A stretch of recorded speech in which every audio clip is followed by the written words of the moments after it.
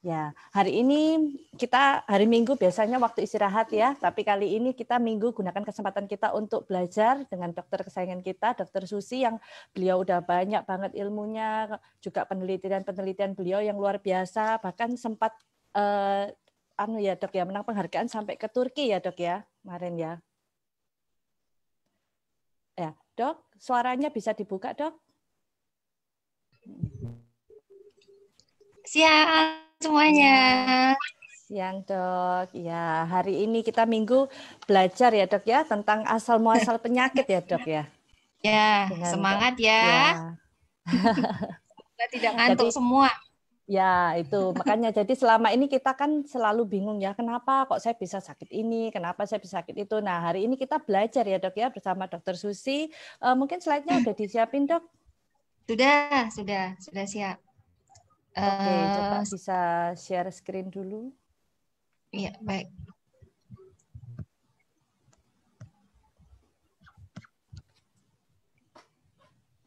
Untuk perkenalan ini Dokter Susi ini posisi di Semarang ya, saudara-saudara. Jadi Bapak Ibu sekalian kalau mungkin kepingin mau belajar sesuatu atau tanya apa dengan Dokter Susi ini di Semarang ya Dok ya posisinya Ya, di ya. Semarang. Ya.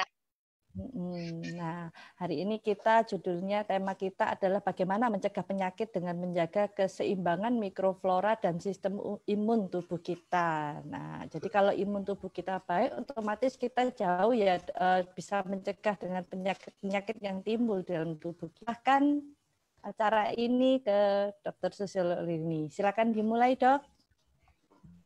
Terima kasih. Selamat siang semuanya. Assalamualaikum warahmatullahi wabarakatuh. Salam sejahtera bagi kita semua. Baik, hari ini siang-siang ngantuk-ngantuk, tapi semoga tidak ngantuk ya. Jadi kita hari agak serius. Kita akan belajar tentang mengenali diri kita sendiri sebetulnya ini ya, karena selama ini mungkin yang kita dengar maupun kita baca di dalam bahkan di dalam textbook kedokteran itu belum begitu familiar juga bahwa ternyata ada yang namanya akar masalah dari semua penyakit itu adalah yang namanya dysbiosis ya. Jadi kalau dulu menurut teori yang sudah mendarah daging dan menjadi dogma di dalam dunia kedokteran, penyakit itu misalnya penyakit bakteri atau virus gitu ya, oleh satu bakteri dan satu virus, harus satu bakteri atau satu virus. Ternyata sekarang penelitian membuka ternyata ada banyak virus dan banyak bakteri ada dalam tubuh kita, yang artinya bahwa sebetulnya penyakit itu tidak terjadi dari satu virus atau satu bakteri saja ya, akan tetapi karena perubahan ekosistem dalam tubuh yang disebut dysbiosis. Nah, kita akan ikuti satu persatu ya. Jadi kita kenali dulu diri kita bahwa kita ternyata adalah ekosistem yang berjalan. Ya, mengapa kita disebut sebagai ekosistem yang berjalan? Karena tubuh kita ini terdiri atas banyak sekali mikroorganisme, ya, baik itu bakteri, virus, fungi, ya, dan kita ini sangat dipengaruhi oleh lingkungan kita, ya, dipengaruhi oleh tanah yang kita sentuh, dipengaruhi oleh makanan yang kita makan, udara yang kita hirup, ya, tumbuh-tumbuhan di sekitar kita. Jadi banyak sekali hal-hal yang mempengaruhi kita. Nah, bakteri itu ada berbagai macam bentuk. Secara sifatnya interaksinya dengan manusia ada 3 macam bakteri yang disebut. Yang pertama adalah simbion.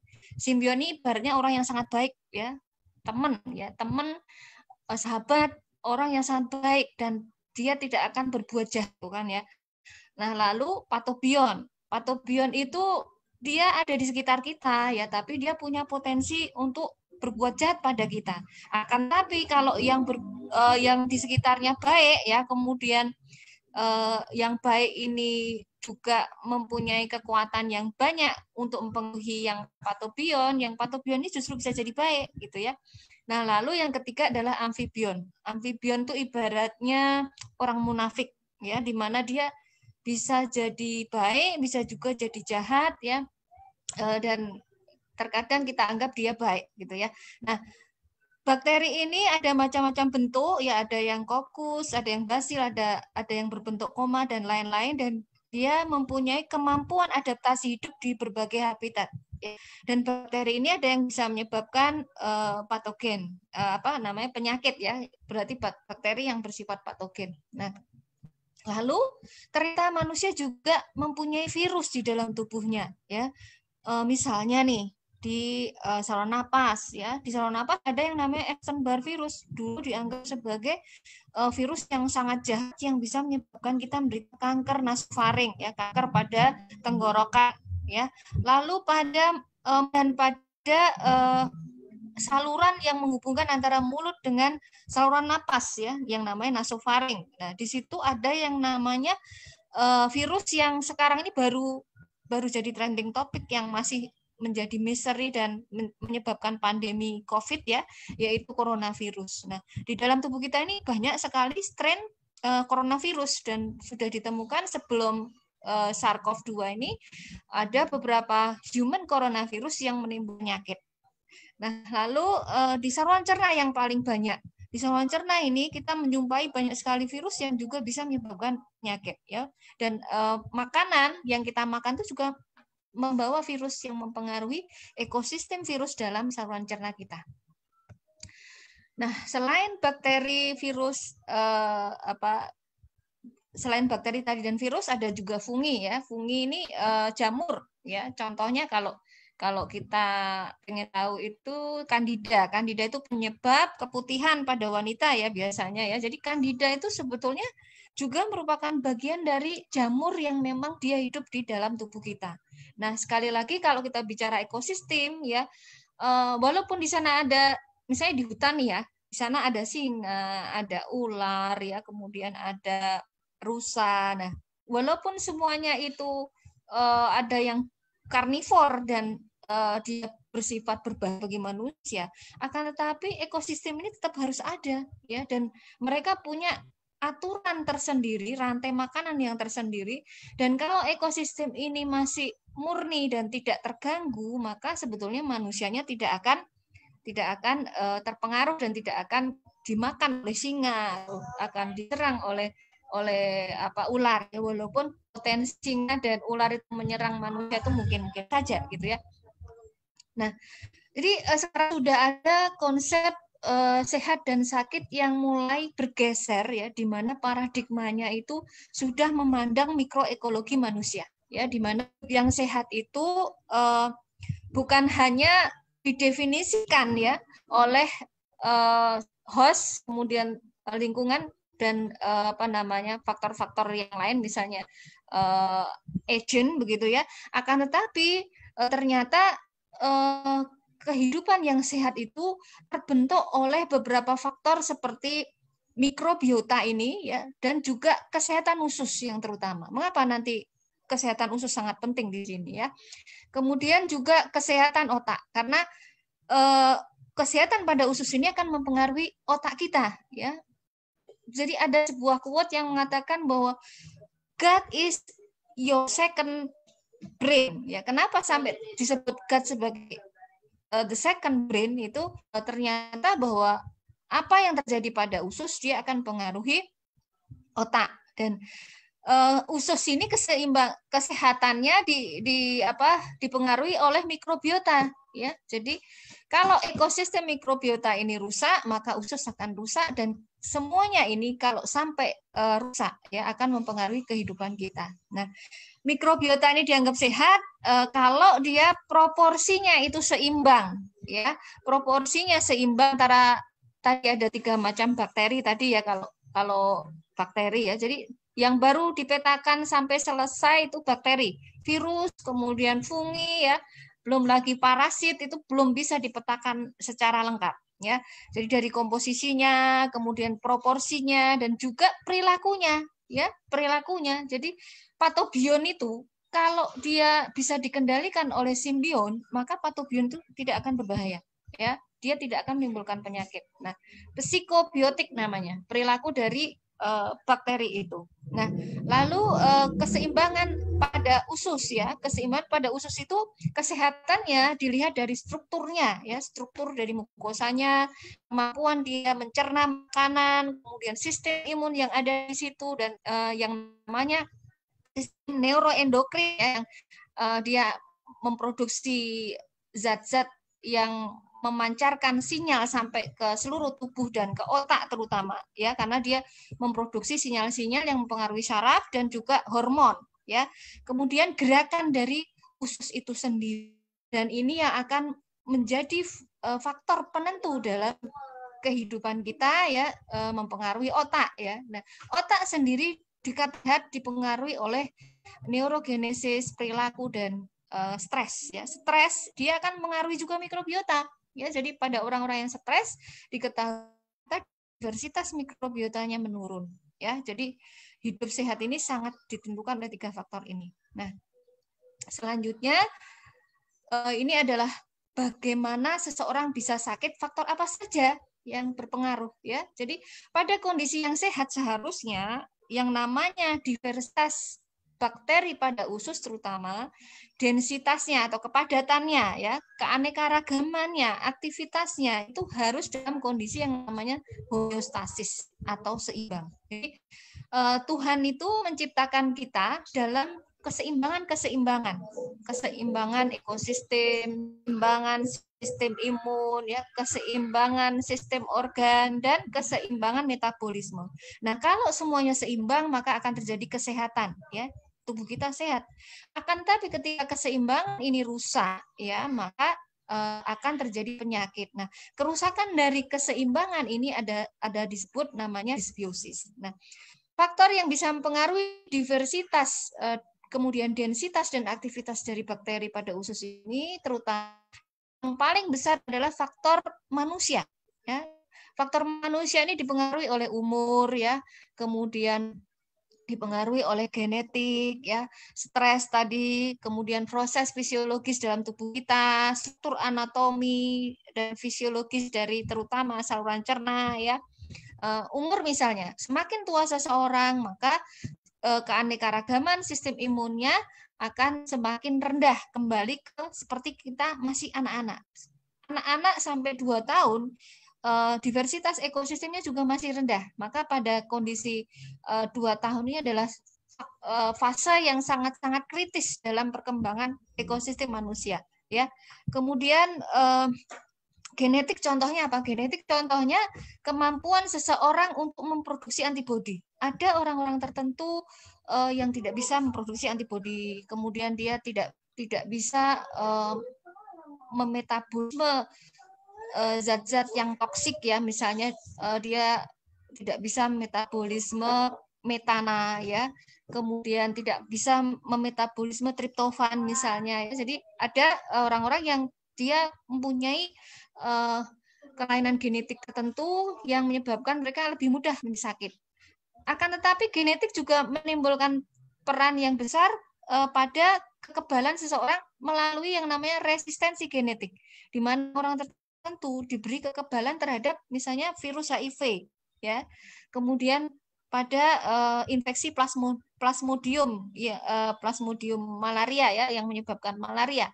Nah, jadi sebetulnya faktor genetik ini sangat bermacam-macam, dia bisa mempengaruhi kerentanan maupun nah, lalu faktor eksternal. Faktor eksternal ini di sini ada makanan yang kita makan ya, terutama makanan yang kaya serat, yaitu yang disebut prebiotik.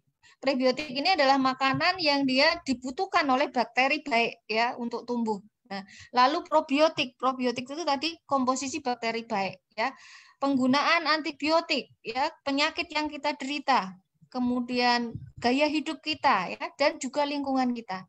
Kita tinggal di daerah yang polusinya tinggi, misalnya di kota, ya tentu akan berbeda dengan di desa atau di hutan yang misalnya belum terjamah oleh manusia. Ya. Nah, lanjut. Nah, tadi kita bicara tentang mengapa usus, ya.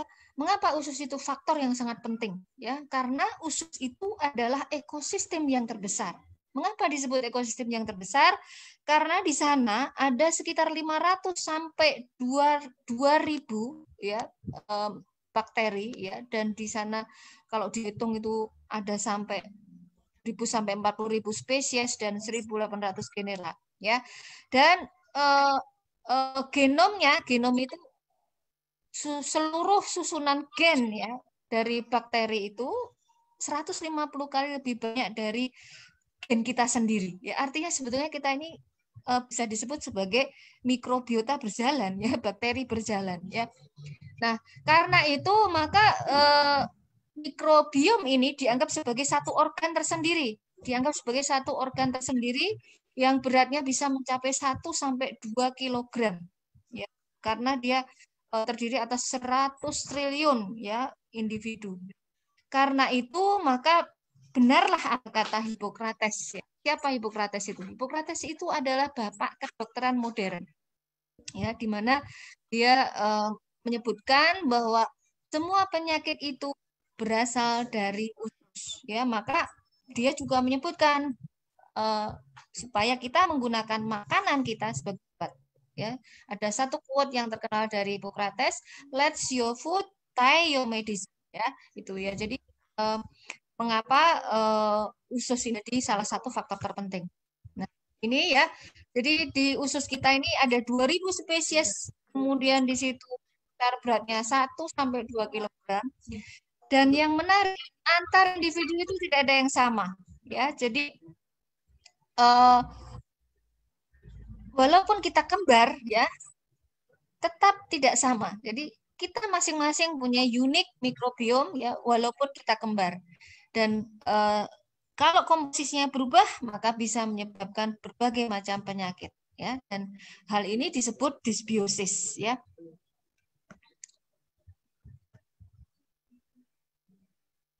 Nah, disbiosis ini ada beberapa macam. Yaitu yang pertama ada 3 macam, ya.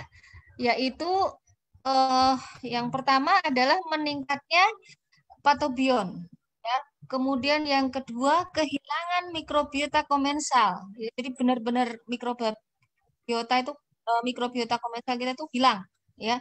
Lalu yang ketiga yaitu berkurangnya diversitas mikrobiom. Jadi keanekaragamannya berkurang. Nah, penyebabnya apa saja? Penyebabnya bisa karena infeksi, ya, peradangan, lalu makanan tidak sehat yang kurang serat, ya. Kemudian xenobiotik itu racun, ya, bisa dari obat, bisa dari pengawet, bisa dari zat aditif yang masuk ke dalam makanan kita yang sama makanan itu ya, jadi makanan-makanan yang mengandung banyak sekali warna, pengawet, ya. Lalu higien dan sanitasi. Jadi kalau kita terlalu higienis ya, kita apa-apa menganggap kita harus steril gitu ya. Akhirnya setiap hari kalau habis apapun kita menggunakan alkohol untuk membersihkan tangan kita begitu ya. Karena terlalu sering, malah justru hal itu bisa memicu terjadinya disbiosis ya. Lalu genetik tadi ya. Genetik itu yaitu tadi karena tubuh kita misalnya punya kelainan genetik yang menyebabkan akhirnya mikroba komensal itu diversitasnya menurun ya. Kemudian juga kelainan genetik yang menyebabkan sel-sel imun kita ini responnya berubah terhadap mikroba komensal. Nah, kondisi yang menyebabkan kita sakit disebut disbiosis tadi terjadi melalui pengeluaran zat-zat yang bersifat racun ya yang dikeluarkan oleh bakteri tadi. Misalnya di sini ada TMAO ya, kemudian butirat ya, nanti saya sebutkan ya. Ini bisa menyebabkan penyakit pada otak. Pada otak di sini ada stres, autis ya, kemudian penyakit autoimun yang menyerang otak ya, misalnya multiple sclerosis. Ya, pada paru-paru bisa menyebabkan asma, pada hati bisa menyebabkan penyakit perlemakan, bisa menyebabkan, kemudian pada jaringan lemak bisa menyebabkan ya. Kemudian pada usus bisa menyebabkan peradangan kronik yang disebut inflammatory bowel disease ya. Kemudian colic disease ya. Dan lalu juga pada penyakit yang menyerang pankreas, efek sistemik ya, contohnya pada diabetes ya, kemudian penyakit aterosklerosis dan rheumatoid arthritis. Nah, bagaimana usus bisa rusak dan menyebabkan banyak penyakit ya? Nah, di sini karena rusaknya permeabilitas dari usus. Ya, jadi keruh pada mukosa namanya dinding usus ini. Dinding usus ini namanya mukosa.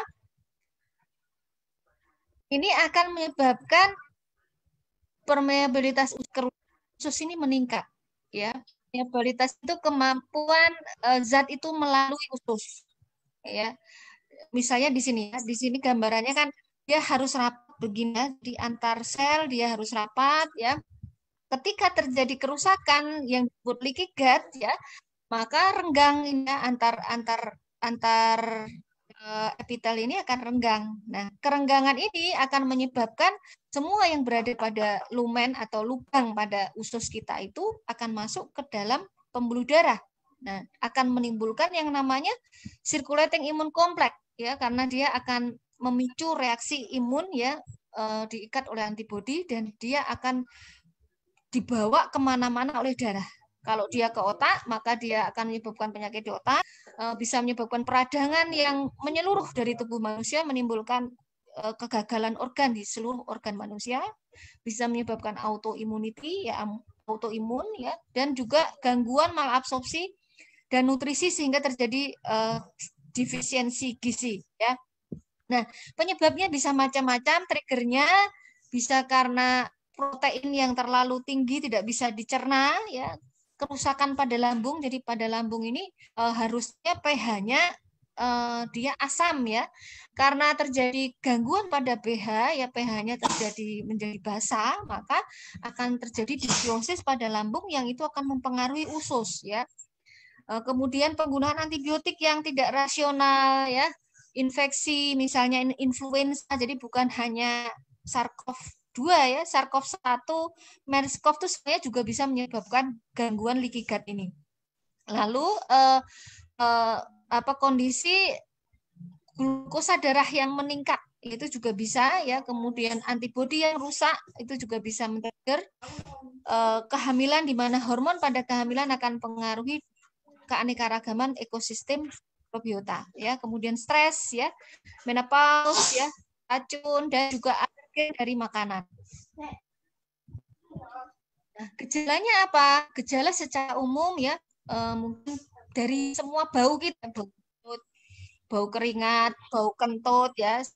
Jadi kalau berbau kemungkinan kita mengalami dysbiosis ya. Bau pada mulut contohnya namanya halitosis ya. Jadi bau sekali mulutnya ya. Kemudian nyeri perut atau sakit perut ya, mual, sembelit, ya, diare, kesulitan buang air kecil, gatal pada vagina atau dubur, ya, kembung, sakit dada, ruam, kemerahan pada kulit, mudah lelah, ya, kesulitan berpikir atau konsentrasi, gelisah, depresi, itu semua adalah sebetulnya gejala secara umum dari dysbiosis. Nah, ini contoh bagaimana pengaruh dari makanan kita yang menyebabkan dysbiosis pada usus ya. Makanan yang bagaimana yang bisa menyebabkan dysbiosis, yaitu yang tinggi lemak ya, tinggi lemak, kemudian makanan junk food ya, western food ya, yang bisa merusak usus ya, menyebabkan peredaran dari metabolit-metabolit yang dia bersifat memicu peradangan ya, hingga terjadilah kerusakan pada pembuluh darah yang disebut aterosklerosis ya di sini ya. Aterosklerosis itu penebalan dari pembuluh darah dan kekakuan pada pembuluh darah karena penumpukan lemak ya pada pembuluh darah ya. Kemudian bisa menyebabkan yang namanya trombolepasnya plak dari lemak yang menempel pada pembuluh darah sehingga dia terbawa aliran darah dan dia bisa menyumbat aliran darah dimanapun dia nyangkut ya. Kalau dia nyangkutnya ke jantung bisa muncul sebagai penyakit jantung. Kalau dia nyangkutnya ke mana, ke otak, dia bisa muncul sebagai stroke gitu ya. Nyangkut ke paru-paru bisa terjadi sesak nafas dan gagal nafas ya. Nah kemudian diet yang tinggi serat dia akan memproduksi yang namanya SCVA. SCVA ini adalah short chain fatty acid. Jadi asam lemak rantai pendek yang dia diperlukan dalam regulasi tekanan darah dan juga dalam regulasi sistem imun ya. Nah, dia bersifat baik ya, dia bisa mencegah kerusakan dan peradangan karena peredaran dari zat toksik tadi. Nah, kemudian antara usus dengan organ lain itu terjadi keterkaitan. Maka itu yang menjelaskan mengapa seperti misalnya pada COVID ini ya, gejala-gejalanya selain ada diare juga bisa terjadi sesak pada napas ya, karena ternyata yang namanya kerusakan ekosistem pada usus ya, dia akan mempengaruhi hasilnya peradangan yang akan dibawa secara sistemik ke organ lain termasuk di paru-paru dan menyebabkan kerusakan di paru-paru. Demikian juga adanya kerusakan dinding usus tadi akan menyebabkan peredaran dari bakteri-bakteri yang ada di dalam usus masuk ke dalam sistem aliran darah dan pembuluh limfe dan menyebabkan penyakit di semua organ termasuk di paru-paru. Nah, pemberian bakteri baik terbukti dapat melindungi ya dari kerusakan-kerusakan secara sistemik ini pada orang-orang yang mengalami disbiosis pada usus.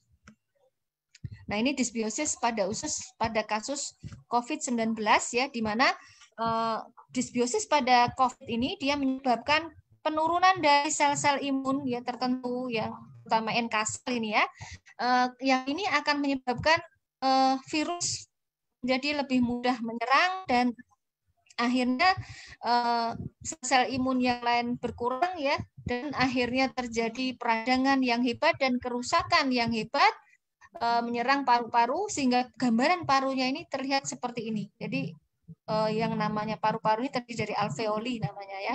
Jadi gelembung-gelembung yang berfungsi untuk menyerap udara ya, menyerap oksigen ya.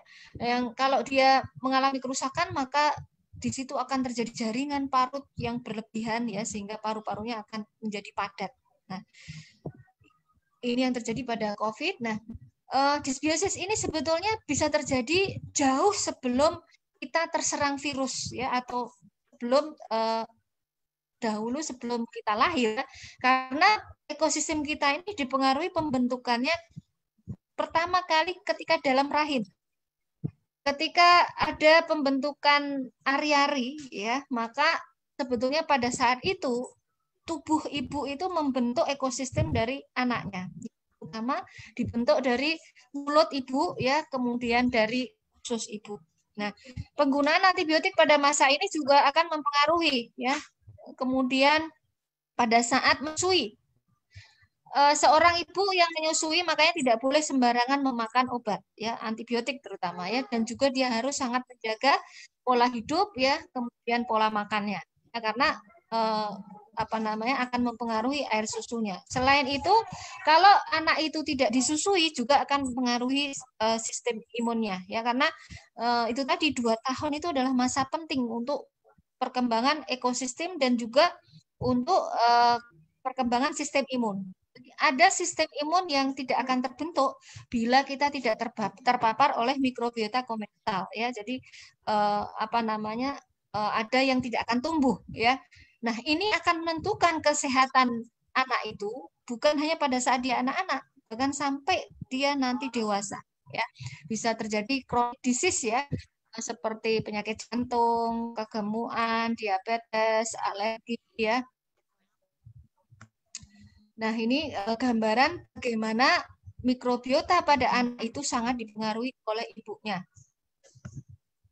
Nah, ini gambarannya kalau ibu kegemukan saja itu akan menimbulkan anaknya akhirnya mengalami gangguan metabolisme ya, maka kita pada saat hamil harus benar-benar menjaga ekosistem kita, terutama yang tidak kita sadari apa biasanya. Skincare ya, kemudian sabun ya, penggunaan kosmetik harus hati-hati ya. Jadi pilihlah nanti skincare atau kosmetik dan dan juga sabun yang dia ramah terhadap bakteri. Nah, ini gambaran bagaimana tubuh kita ini mempunyai keterkaitan secara anatomis ya. Misalnya di dalam amandel itu tahu nggak amandel? Amandel itu organ yang ada di dalam nasofaring ya, dalam mulut kita yang di akhir dari mulut kita ya, yang sering meradang ini biasanya. Nah, di sini nih kalau tidak ada paparan mikrobiota dia tidak akan terbentuk ya, berbeda dengan yang ada di misalnya di usus ini ya. Payer parts itu ada di usus halus ya. Kemudian appendix, usus buntu dan usus besar kita ada yang namanya colonic parts ya. Yang di sini kalau tidak terpapar oleh mikrobiota komensal maka dia tidak akan mengalami pematangan ya walaupun pada saat lahir ini sudah terbentuk ya. Nah, ini seperti titik-titik akupunktur ya, maka disebut sebagai inductive site. Jika kita memaparkan mikroba komensal atau bakteri baik pada permukaan induktif site ini, maka pengaruhnya bisa jauh ke efektor site, bisa ke hidung, bisa ke air ludah kita, bisa ke saluran nafas, ya, paru-paru, ke air susu. Makanya makanan ibu itu sangat mengaruhi kualitas air susu, ya, karena tadi ya, karena adanya ini. Nah, lalu usus halus kita ke usus besar dan juga ke saluran reproduksi manusia. Nah, apa yang ibu makan, infeksi yang diderita ibu ya, dia akan mempengaruhi sistem imunnya dan ini akan mempengaruhi sistem imun anak ya. Dan mengapa menyusui itu sangat penting? Ini karena ternyata ASI itu juga mengandung mikroba komensal ya.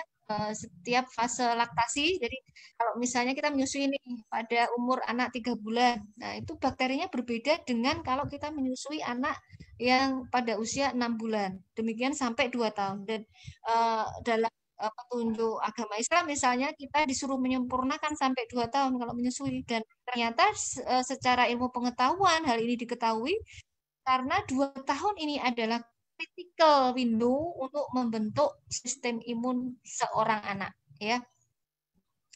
Kemudian ini ya. Nah, bagaimana kalau misalnya kita ketahui seorang ibu itu mengalami disbiosis ya, maka perlu diberikan makanan atau suplementasi pada masa kehamilan ya, terutama pada sebelum dia hamil ya, sebaiknya orang yang dia berencana untuk hamil atau sebaiknya ya berencana mau menikah itu sudah mengkonsumsi ya, karena biasanya orang menikah kalau dia subur juga langsung hamil. Nah, kemudian pada masa akhir kehamilan terutama, karena pada masa akhir kehamilan ini karena pengaruh hormonal, diversitas ekosistemnya akan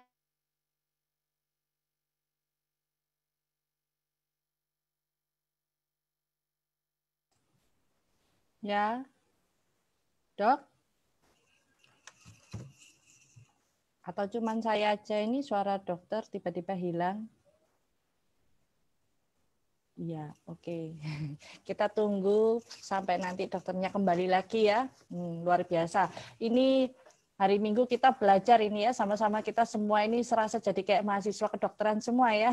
Ilmu yang kita nggak pernah tahu bahwa dari hal sepele, ternyata penyakit itu sudah pasti ada asal muasal. Jadi nggak mungkin kita hari ini tiba-tiba oh ada sakit.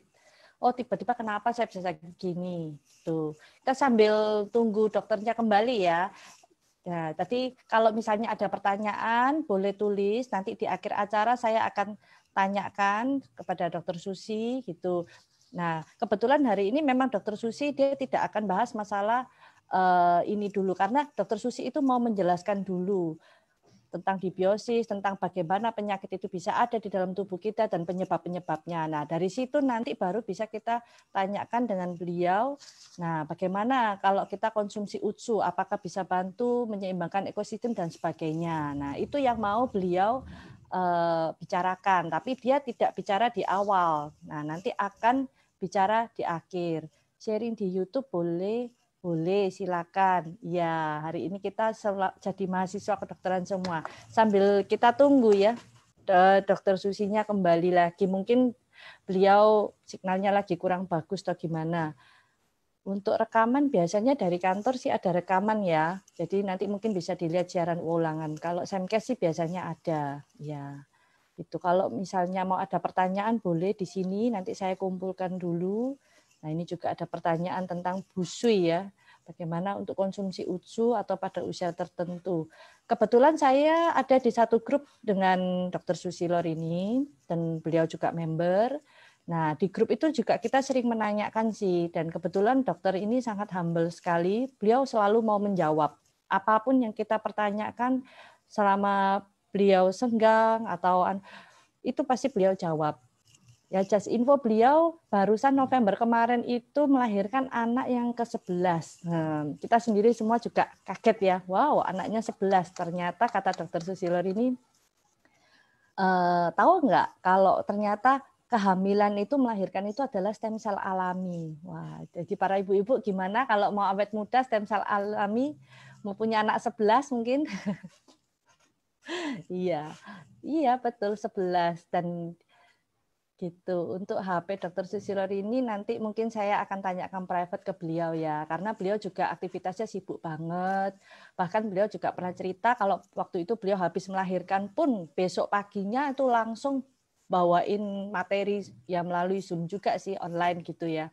Dia bawakan presentasi juga. Wah, luar biasa lah pokoknya dokter ini. Dan juga tadi beberapa hari ini saya juga sempat ngobrol sama beliau, ternyata beliau ini juga banyak mendampingi orang dengan penderita-penderita kanker terutama. Jadi beliau ini membantu mendiagnosa awal itu kanker apa. Nah, itu beliau yang awal-awal mendiagnosa. Nah, kemudian dia bilang sumpah baktinya dia, jadi dia juga mendampingi. Bahkan dia tadi ada singgung juga mengenai dia ada membuat rumah tinggal ya untuk pasien kanker. Tapi saya nggak tahu ya, saya nggak berani bilang lebih jelas lagi gimana. Itu beliau tadi secara sepintas dia ada kayak lagi mau mulai membangun gitu untuk fasilitas untuk menemani orang kanker atau gimana, karena kita tahu ya orang kanker itu juga selain butuh sehat juga butuh support mental. Nah, jadi dokter Susi ini banyak juga mendampingi mereka. Jadi beliau cukup paham juga mengenai penyakit autoimun. Kebetulan beliau juga autoimun ya. Kemarin pada saat beliau mengkonsumsi UTSU itu beliau lagi flare. Dia kena SLE.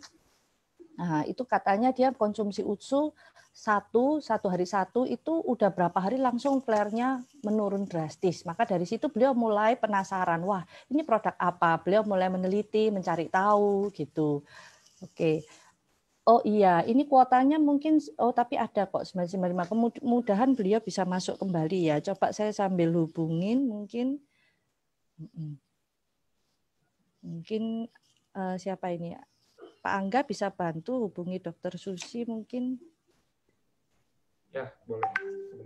Saya sudah share nomornya. Dokter Susi udah kembali? Iya, kalau ada yang bilang, iya Dokter Susi udah kembali? Belum sih, belum masuk.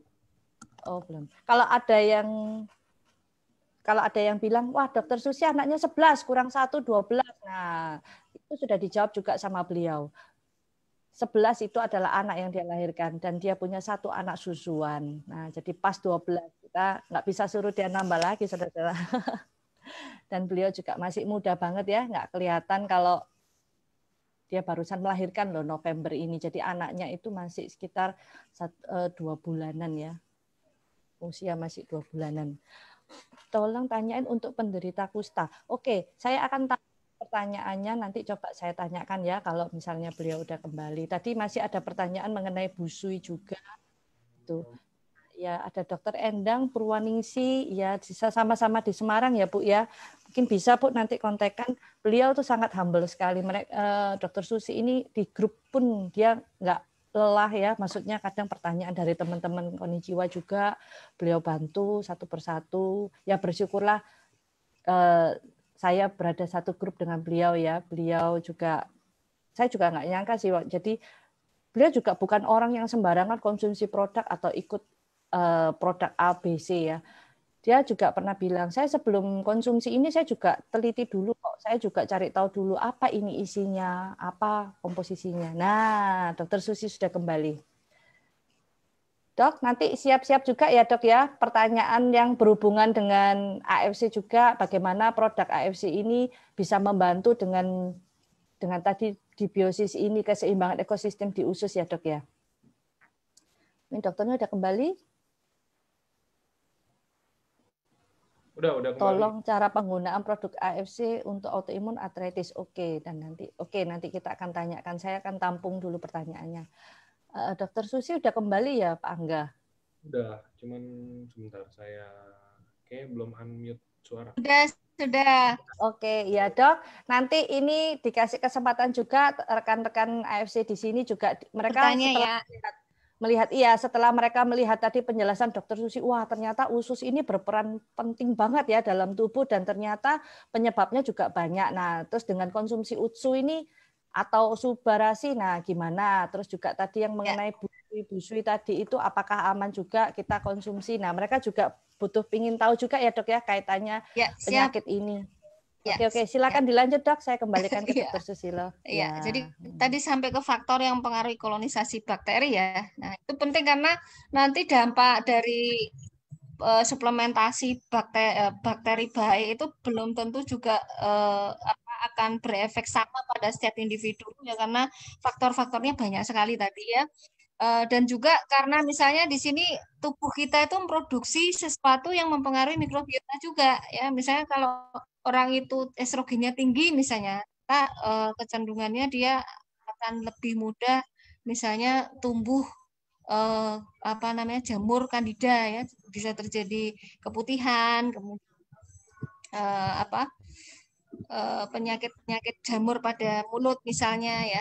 Lalu kalau kita stres ya, kenapa stres itu mempengaruhi ya? Karena kalau kita stres kita akan mengeluarkan hormon ini katekolamin ya. Dia akan menyebabkan stimulasi dari aktinomises yang menyebabkan radang pada saluran cerna ya. Lalu juga mempengaruhi ekosistem pada mulut. Lalu tubuh kita juga memproduksi hidrogen peroksida ya, di mana hidrogen peroksida ini diperlukan dalam membunuh bakteri patogen ya. Kemudian juga memproduksi yang namanya peptida antimikroba ya, yaitu di sini antibiotik alami dalam tubuh kita. Jadi ini sebabnya mengapa kalau bakteri kita seimbang sebenarnya nggak perlu kita konsumsi antivirus, antibakteri, ternyata kita bisa sembuh sendiri gitu ya. Nah, kemudian fungsi dari bakteri ya. Bakteri ini adalah penyusun dari salah satu benteng pertahanan tubuh kita ya. Jadi benteng pertahanan tubuh kita ini ada 4 ya. Yang pertama adalah barier mikroba yang terdiri dari mikroba komensal ya, yang terdiri dari 3 macam bakteri. Lalu barier kimiawi yang terbentuk oleh peptida antimikroba yang kita produksi ataupun diproduksi oleh bakteri ya. Lalu enzim, kemudian juga imunoglobulin atau antibodi ya. Lalu barier fisik tadi yaitu dari lapisan mukosa tadi dan juga baru sistem imun kita ya. Jadi bukan hanya sistem imun kita ya, kalau rata-rata kan kita menganggap benteng tubuh kita itu hanya imun kita ya. Lalu kenapa nggak bisa nih? Fungsi bakteri. Fungsi bakteri. Fungsi bakteri ini dia bisa memproduksi biomolekul yang mempengaruhi sel tubuh manusia dan mikrobiota yang lain ya. Ini contohnya ya. Jadi ada beberapa macam bakteri, dia bisa memproduksi hidrogen peroksida, bisa memproduksi oksilipin yang dia menghambat misalnya dia mempengaruhi perkembangan dari mikrobiota yang lain ya, meningkatkan migrasi dari sel-sel tentara tubuh kita, terutama sel leukosit yang disebut neutrofil, mempengaruhi integritas mukosa. Jadi yang namanya jamur kandida itu pun diperlukan ya, keberadaannya diperlukan ya, tapi dia harus dalam kondisi seimbang ya. Lalu kandungan neuroaktif yang diproduksi oleh lactobacillus ya, dan lactobacillus ini yang sangat-sangat penting dan biasanya pada orang-orang yang sakit dia berkurang ya. Contohnya pada COVID ini yang berkurang adalah lactobacillus ini ya. Kemudian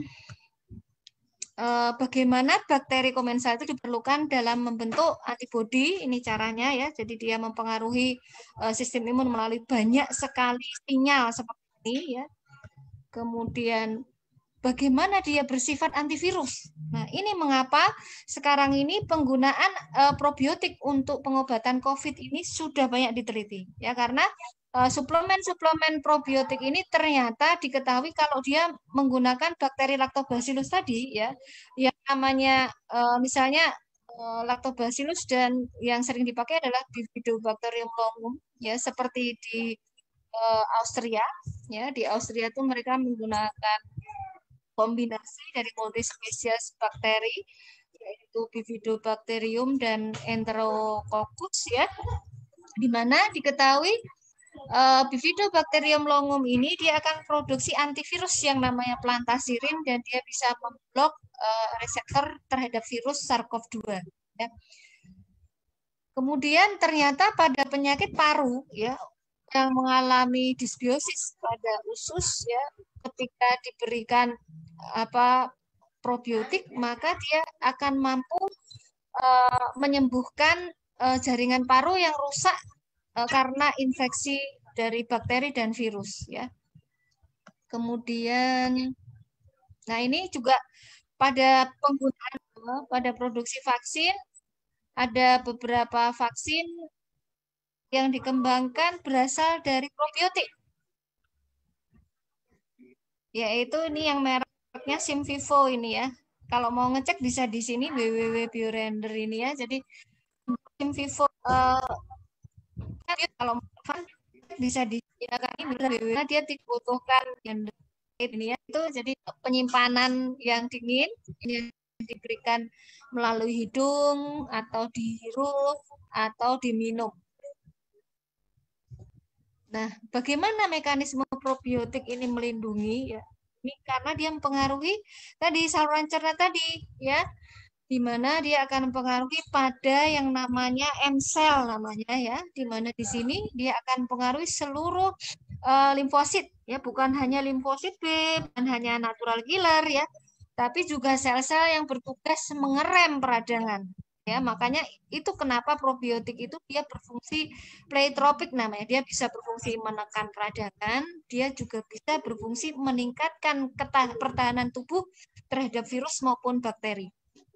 Kemudian dia juga bisa meningkatkan kerapatan dari usus, ya, sehingga ususnya ini tidak bocor, ya. Kan tadi terjadi kebocoran yang menyebabkan komplikasi ke berbagai organ. Nah, kita lihat di sini sekarang. Susunan dari bakteri pada lambung misalnya, ya, di sini yang paling kita familiar adalah Helicobacter, ya. Helicobacter ini dia bakteri yang bertugas membuat lambung itu bersifat tidak terlalu asam, ya. Nah, kalau dia berlebihan ini berbahaya karena dia bisa bersifat terlalu basah, ya. Hal ini akan pengaruhi ekosistem di usus halus dan usus besar, ya. Selain itu, kalau Helicobacter berlebihan, maka yang namanya lambung ini bisa terkena kanker. Bisa terkena kanker lambung, ya. Nah, kita lihat di usus 12 hari di sini ada Enterokoki dan Lactobacillus. Nah, ini yang kita perhatikan sekarang, ya. Jadi Lactobacillus dan Enterokoki ini sangat penting keberadaannya dalam hal penyerapan makanan, ya. Kemudian dia juga mempengaruhi pertahanan tubuh di dalam usus, terutama usus, ya. Lalu di dalam usus besar kita perhatikan di sini ada Bifidobacterium, ya. Bifidobacterium contohnya yang ada pada produk AFC ada Bifidobacterium longum, ya.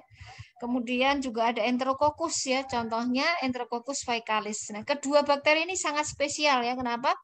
Karena dia mampu menempel pada epitel, ya, dan itu menempelnya itu tidak merusak, ya. Dia tidak menyebabkan kematian dari sel, justru dia melindungi sel, ya. Kemudian, nah, bagaimana bisa terjadi penyakit? Kita punya core bakteri di sini. Core bakteri kita ada dua jenis, yaitu fakultatif anaerob dan anaerob, ya. Di mana di sini ada, kita lihat yang paling menonjol di sini Enterokoki, ya, kalau yang anaerob, ya, lalu Lactobacillus, ya, bakteria. Nah, yang anaerob Bifidobacterium, ya. Bifidobacterium contohnya tadi Bifidobacterium longum, ya. Nah, kalau terjadi ketidakseimbangan, ya, maka akan terjadi penyakit seperti ini misalnya ya, inflammatory bowel disease ya. Kemudian di sini ada obesitas, diabetes, lupus, bahkan kanker ya. Kanker baik itu kanker pada usus maupun kanker yang lain ya. Sebetulnya semuanya adalah karena dibiosis pada usus. Nah, jadi peranan mikroflora itu banyak sekali di sini ya.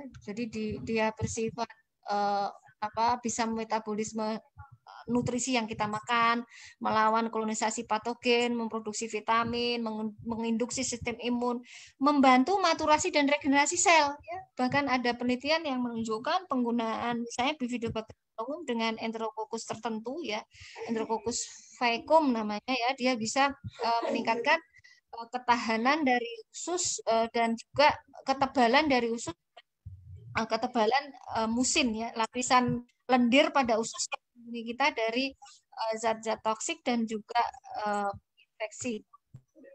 Nah, apa itu prebiotik, probiotik, dan simbiotik ya? Ini kalau prebiotik itu isinya hanya bakteri ya, bakteri baik. Dia bisa bersifat unispesies, akan satu spesies ya, Lactobacillus saja atau Bifidobacterium saja begitu ya. Ada atau ada yang multispecifikor tadi ya. Jadi yang dia gunakan adalah Bifidobacterium longus spesies ya, multium, fokus ya, Lactobacillus begitu ya. Nah, lalu prebiotik. Prebiotik ini adalah serat yang dibutuhkan oleh bakteri untuk hidup ya. Misalnya inulokin ya. Nah, campuran antara keduanya itu disebut simbiotik. Nah, seperti ini adalah simbiotik. Bukan probiotik saja, tapi simbiotik. Simbiotik lebih bagus daripada hanya probiotik saja. Nah, ini contoh Lactobacillus ya, ada biotiknya Lactobacillus di sini ya. Ya, Bifidobacterium, kemudian saja Lactobacillus makanan. Ya, misalnya kalau yang Lactobacillus di sini kita jumpai pada tempe, pada tahu, pada kefir, pada tape, dan aplikasi modern bisa dibuat untuk berbagai macam produk ya. Misalnya bukan hanya makanan atau suplemen ya, akan tapi juga untuk kosmetik ya, sabun, bumbu dapur ya, mie, kecap, herbal ya, vaksin tadi ya, pupuk ya, hand sanitizer, bahkan pengharum ruangan ya. Sekarang sudah mulai banyak produk yang menggunakan bakteri baik.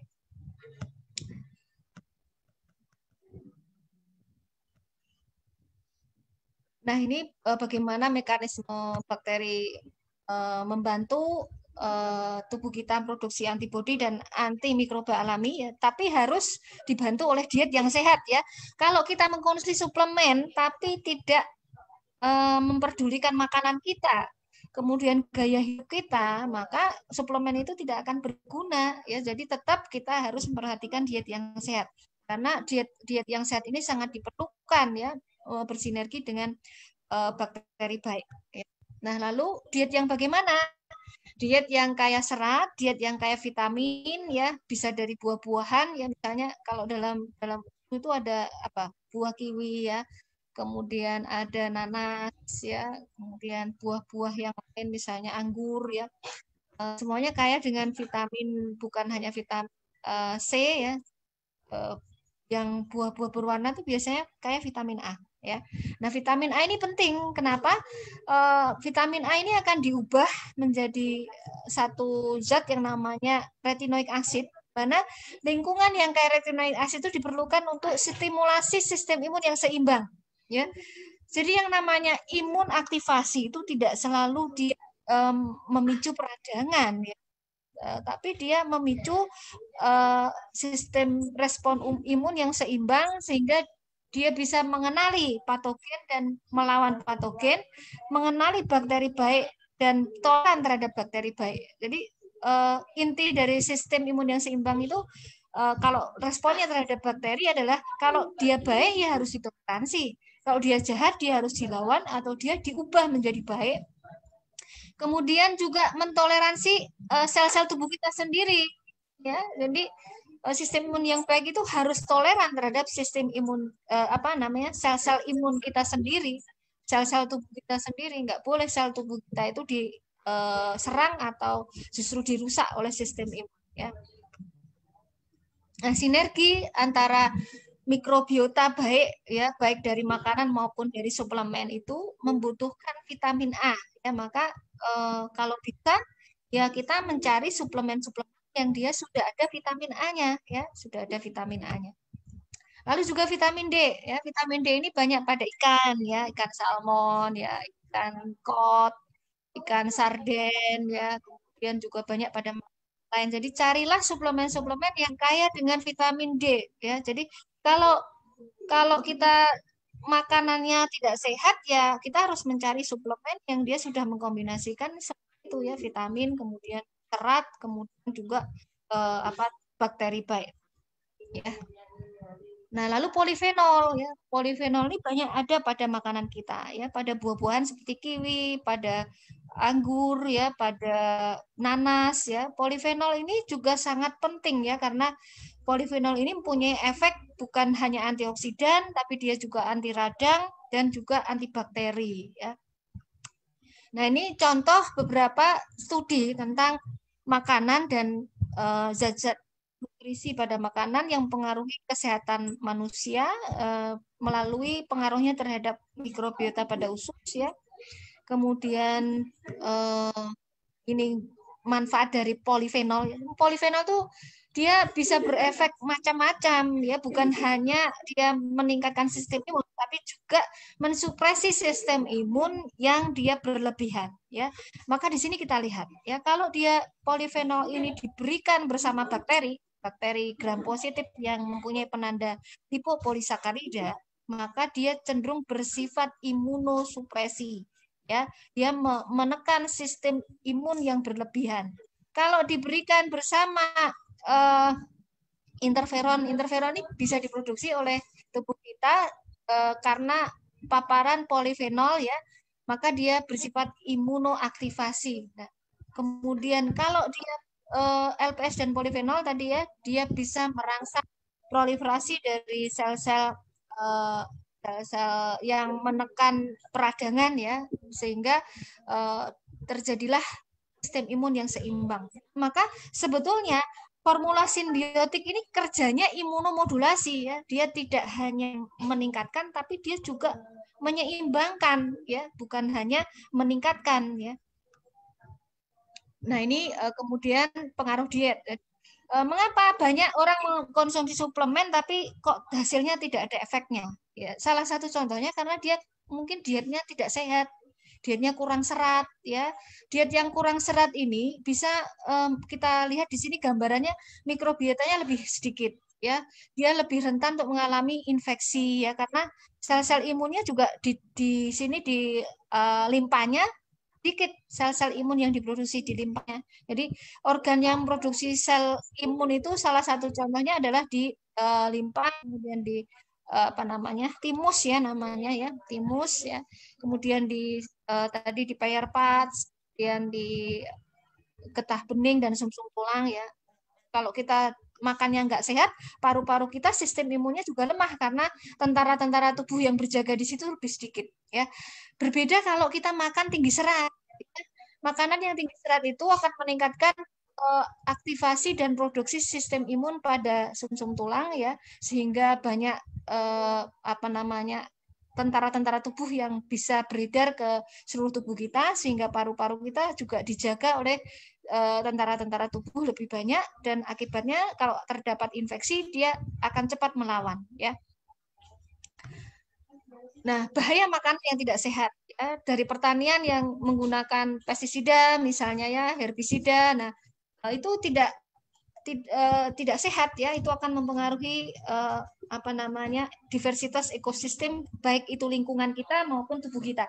Peternakan, ya, pada hewan-hewan yang diternak yang mendapatkan antibiotik, ya, kemudian makanan yang dia konsentrat, itu juga dia akan mempengaruhi diversitas dan produksi hormon-hormon yang ada di dalam tubuh peternak itu, ya, sehingga seperti susu sapi itu kita harus lihat misalnya susu sapi ini sapinya diternak dengan cara apa ya? Kalau dia farming dan mendapatkan banyak konsentrat dan antibiotik ya kita harus hati-hati dengan susu seperti itu. Lalu sumber air ya. Kemudian juga pengolahan makanannya. Penggunaan misalnya zat adif, pengemasan makanan menggunakan foam, ya plastik, lamin itu juga akan mempengaruhi. Kemudian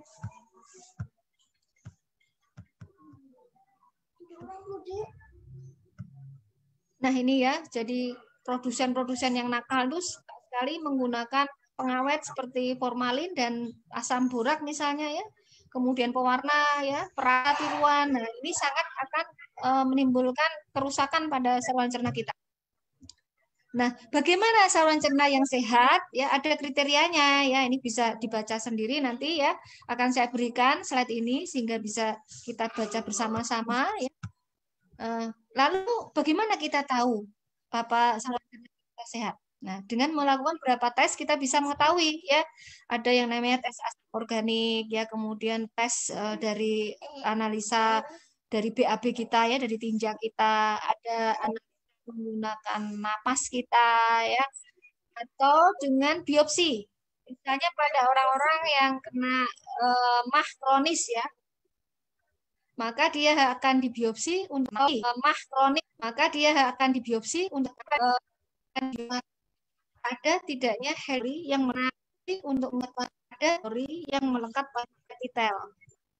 Nah, bakteri tipe tinja yang kita tapi nanti dilihat ya tinjanya apakah dia bentuknya seperti beng-beng misalnya ya, seperti beng-beng keras gitu ya, keras. Kemudian ada serat-serat makanan yang tidak tercerna, yaitu dia ada konstipasi dan gangguan saluran cerna ya. Yang baik ya sebetulnya dia seperti sosis yang tidak mudah putus ya.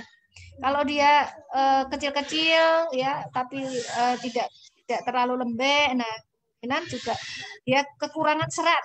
Ya lalu kalau encer, seperti kalau kita mencret gitu ya, berarti ada peradangan. Dari sekarang kita perhatikan nanti kalau kita BAB ya, perhatikan kloset masing-masing, jangan langsung di-flash. Kemudian juga bau kentut ya, bau kentut kita kalau busuk itu sudah menunjukkan kalau terjadi tuberkulosis yang parah ya. Ini contoh studi-studi ya pada COVID nih ya. Jadi pada COVID itu ternyata juga ususnya yang kena sebenarnya ya. Dan ternyata sekarang banyak negara yang melakukan studi menggunakan probiotik ya. Jadi untuk mengatasi COVID itu. Jadi di Austria itu justru malah pakai probiotik yang menggunakan Bifidobacterium longum ya. Kemudian Enterococcus juga. Jadi ada berapa macam spesies yang dia gunakan ya. Demikian juga untuk vaksinnya itu ya digunakan juga Bifidobacterium longum. Ya ini banyak sekali negara nih contohnya ya. Terus makanan. Nah, makanan kayak misalnya di sini bumbu dapur seperti bawang putih ya, kemudian jahe, kemudian apalagi nih ya, titri, teh ya, teh minyak esensial dari teh. Kemudian ada banyak sekali nih ya, nanti kita sendiri. Jadi inti dari jaga kesehatan adalah sayangi mikroba komensal dengan pola hidup sehat, konsumsi makanan atau suplemen probiotik yang karenanya usus kita akan menjadi sehat ya, dan mereka akan menjadi tentara yang akan menjaga tubuh kita. Itu bukan hanya infeksi loh ya, termasuk tumor ya. Masuk tumor ya. Jadi seperti tumor itu kalau sistem imun kita baik, sistem imun kita ada yang namanya natural killer. Nah, natural killer ini adalah tentara khusus ya, ibaratnya tentara kalau tentara Densus 88 bukan ya. Pokoknya tentara khusus yang dia mempunyai senjata yang sangat luar biasa. Dia mampu melubangi sel tumor ya, kemudian membom sel tumor itu sehingga sel itu akan mati. Ya, jadi itu sampai di sini saja. Kita lanjutkan dengan diskusi ya. Terima kasih. Saya kembalikan waktunya lagi, Cynthia. Ya, Dok, terima kasih. Wow, penjelasannya ini benar-benar detail ya, sampai juga menampung pertanyaan dari rekan-rekan AFC. Luar biasa. Tanpa dokter menyinggung tentang UTSU atau SUBA, bagi orang yang sudah teredukasi dari UTSU SUBA sendiri langsung bisa menghubungkan ya, kayak saya tadi ya, begitu dokter singgung masalah bakteri Bifidum lohum itu saya langsung itu ada di UTSU. Kayak dokter pada saat bilang kita butuh kiwi, nanas apa, nah itu semua kan adalah bagian ingredient dari UTSU ya, Dok ya. Nah, ini ada yang pertanyaan utama ya, Dok ya. Ini yang viral ini pertanyaannya. Dan tadi saya baik rekan-rekan juga banyak yang masuk di WhatsApp saya, juga tanya baik melalui Facebook ataupun melalui Zoom. Banyak yang tanya mengenai, tadi terakhir dokter juga bilang masalah tumor dan cancer ya, Dok ya. Nah, ini ada yang nanya mengenai yang IGF-1, kalau nggak salah ya, bahasanya IGF-1 ya, Dok ya. Nah, kalau mereka, nah itu ada yang nanya nih, Dok, apakah aman mengkonsumsi UTSU atau SUBA pada saat mereka itu kan dicurigai bisa meningkatkan IGF-1 tuh, Dok. Nah, itu gimana, Dok, penjelasannya, Dok? Iya, jadi makanan kita, semua makanan kita, kalau dia mengandung kolesterol, mengandung karbohidrat, dia diserap oleh dimetabolisme oleh tubuh gitu ya, bisa memproduksi GF1 ya, termasuk misalnya ayam yang kita makan, gula yang kita konsumsi, gorengan ya. Jadi kalau itu misalnya berlebihan ya, kemudian tidak diimbangi dengan misalnya diet yang sehat tadi, kaya serat, tidak ada bakteri tadi ya, tentu hal itu akan menimbulkan masalah ya kan, pada orang-orang yang terutama dia punya cacat genetik. Kan tiap orang itu bagaimana dia sakit, terutama faktor dari host yang mempengaruhi itu banyak ya. Jadi ada faktor genetiknya, kemudian ada pola makan, pola hidup. Nah, orang-orang yang menderita kanker ini sangat sensitif terhadap IGF karena dia biasanya punya kelainan genetik di mana reseptor dari tubuhnya itu ada namanya sel yang menangkap IGF itu lebih banyak biasanya ya. Kemudian dia juga punya kecenderungan memproduksi estrogen yang tinggi karena sebenarnya IGF ini mengapa ditakutkan memicu tumor misalnya, ada kaitannya dengan estrogen ya. IGF ini adalah bahan baku dari estrogen ya. Jadi IGF ini nanti akan juga pertumbuhan melalui reseptor-reseptor pada.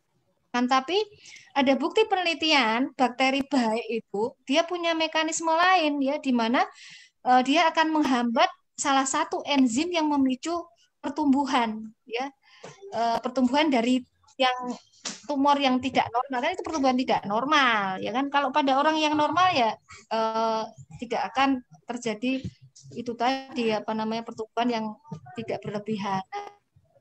Kalau di sini ada bakterinya, kemudian ada polifenolnya. Polifenol sendiri misalnya, dia punya efek menekan misalnya pertumbuhan yang abnormal melalui beberapa mekanisme ya, bukan hanya dari menekan enzim yang meningkatkan perkembangan tumor ya, namanya enzim tirosin kinase ya. Nah, kemudian menekan bersifat antioksidan, menekan radikal bebas kita ya. Kemudian juga menekan peradangan berlebihan yang menjadi salah satu kunci dari pertumbuhan tumor. Sebetulnya tumor bisa tumbuh itu kombinasi dari radikal bebas yang banyak dalam tubuh, kemudian sinyal-sinyal pertumbuhan yang berlebihan dalam tubuh karena reseptor yang berlebihan tadi atau dia terlalu berlebihan dalam produksi hormon ya. Kemudian adanya peradangan yang kronik ya, yang sebetulnya kalau kita konsumsi sesuatu yang mengandung polifenol ditambah bakteri baik ditambah serat ya tentunya akan ada mekanisme-mekanisme lain yang ya akan menghambat efek negatif. Jadi misalnya tadi tirosin kinase tadi ya, dengan memproduksi enzim menghambat sesuatu yang menghambat enzim tirosin kinase ya, kemudian juga mempengaruhi natural killer ya. Jadi nggak usah khawatir ya, walaupun IGF-1 naik karena dia dihambat oleh komponen lain dari suplemen ini ya, dia menghambat tirosin kinase, kemudian menghambat radikal bebas, dia memicu natural killer, tentunya negatif ini diharapkan tidak akan terjadi. Ya, walaupun tetap kita harus melihat dengan penelitian-penelitian yang menguji ya apakah ini punya efek samping atau tidak. Tapi sesuatu bisa diizinkan dipasarkan kalau itu berupa makanan izinnya pasti sudah melewati uji toksisitas, nggak mungkin tidak melewati uji toksisitas ya. Apalagi kalau itu dikhawatirkan memicu misalnya hormon ya, maka di sini apalagi dia berasal dari stem cell ya. Stem cell itu untuk bisa dipasarkan dia harus melewati uji supaya dia tidak menyebabkan yang namanya tumorigenesis ya, tidak menyebabkan kanker ya. Nah, yang pada usus ini bukan stem cell sebetulnya, akan tetapi sekretom namanya, sesuatu yang diproduksi oleh stem cell, yaitu berupa peptida. Peptida ini protein ya, jadi bukan stem cell hidup ya. Peptida kemudian kolagen itu bisa merangsang stem cell pada tubuh kita supaya diaktifkan memperbaiki tubuh kita sendiri. Jadi yang ditransfer ini bukan stem cell hidup dari salmon, bukan, akan tetapi peptida dari salmon, dari sardin, kemudian yang namanya RNA dari salmon ya, karena tubuh kita itu sebenarnya dipengaruhi secara genetik oleh RNA pada makanan kita ya.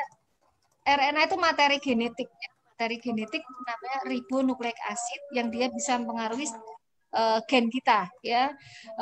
Ada yang namanya mikroRNA. Nah, mikroRNA ini bisa mempengaruhi ke tingkat genetik kita. Jadi mengapa orang disebutkan ada quote you are what you eat. You are what you eat itu karena mikroRNA pada itu bisa mempengaruhi secara genetik kita. Ya, itu ya. Jadi bagaimana peptida-peptida dari makanan kita, kemudian RNA dari makanan kita yang berupa mikroRNA maupun transfer RNA ya tRNA itu bisa mempengaruhi ke sel tubuh kita melalui mekanisme horizontal transfer gen namanya ya, sehingga dia berefek stimulasi regenerasi sel kita ya. Maka jangan heran kalau orang tambah muda kelihatannya ya kalau mengkonsumsi plasenta ya, mengkonsumsi plasenta, kemudian mengkonsumsi. Jadi kesimpulan aman ya dok ya, maksudnya kan karena produk kita ini berupa makanan ya, jadi nggak mungkin kalau sudah sama AFC sudah sampai di launchingkan begini dan sudah dapat izin BPOM segala kan, jadi kan berarti sudah pasti melewati banyak penelitian ya dok ya pastinya ya.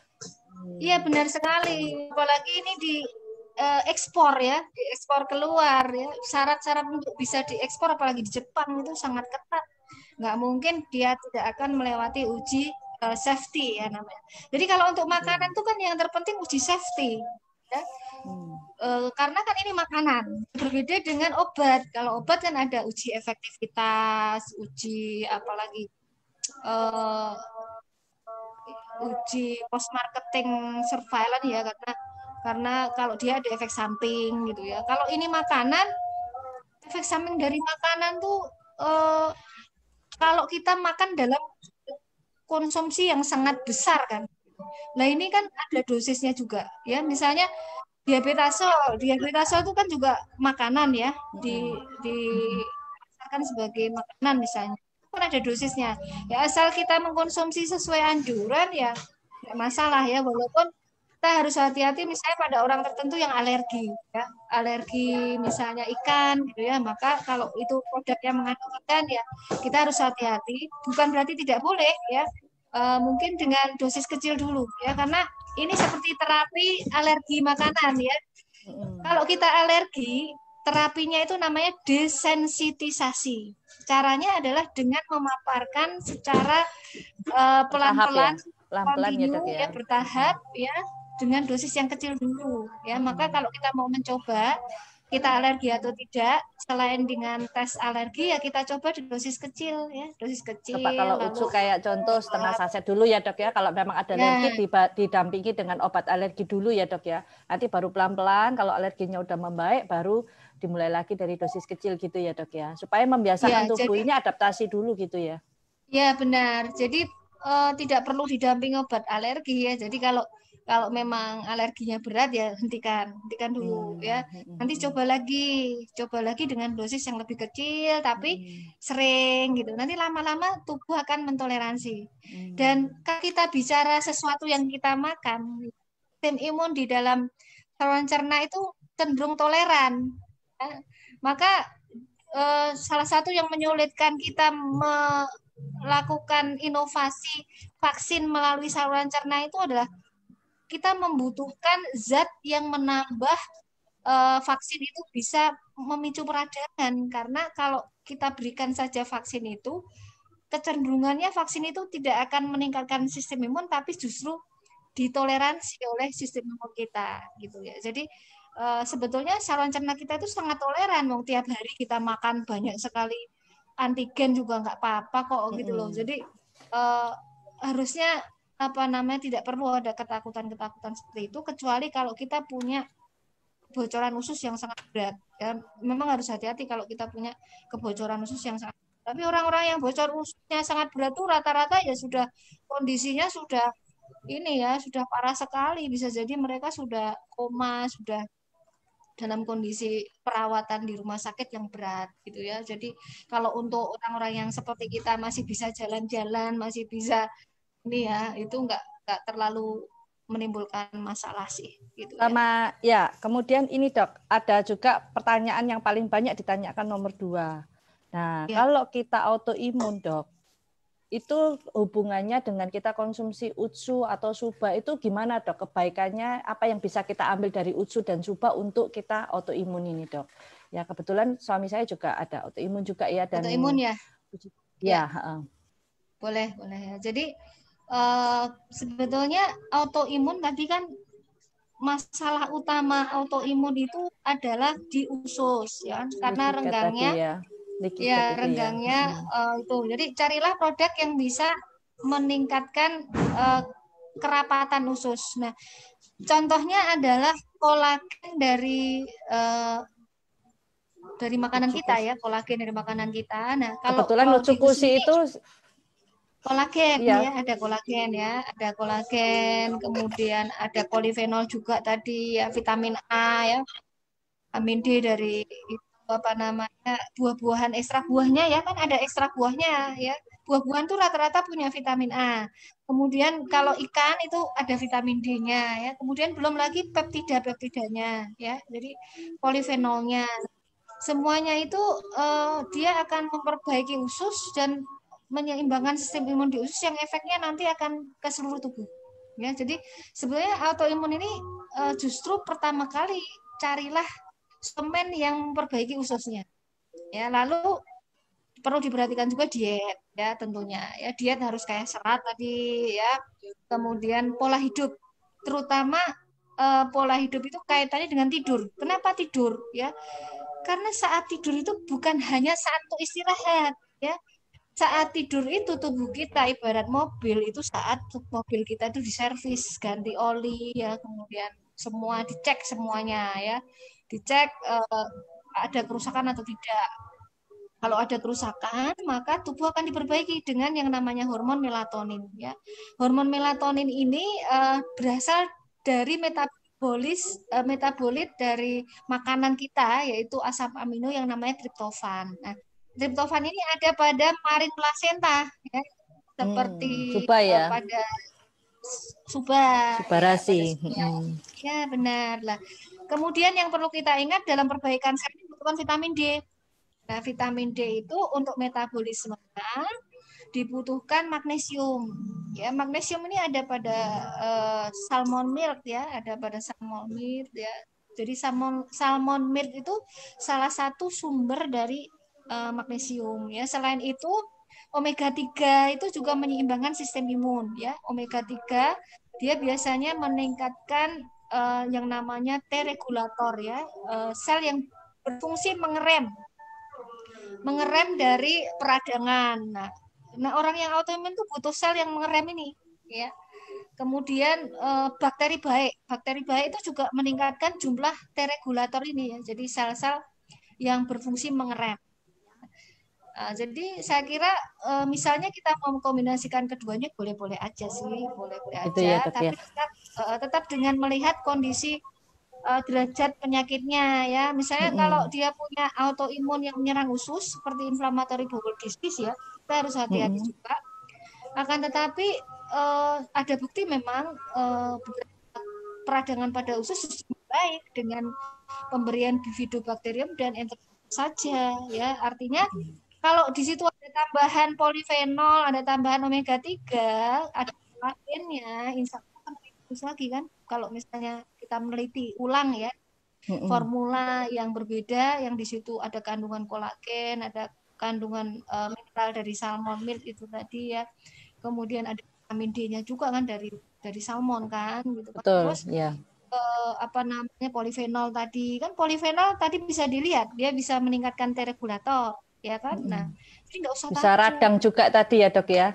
Iya, kan bisa kalau menekan radang ya, biasa kan kalau orang autoimun apalagi rheumatoid arthritis itu kan paling mudah radang ya, Dok ya.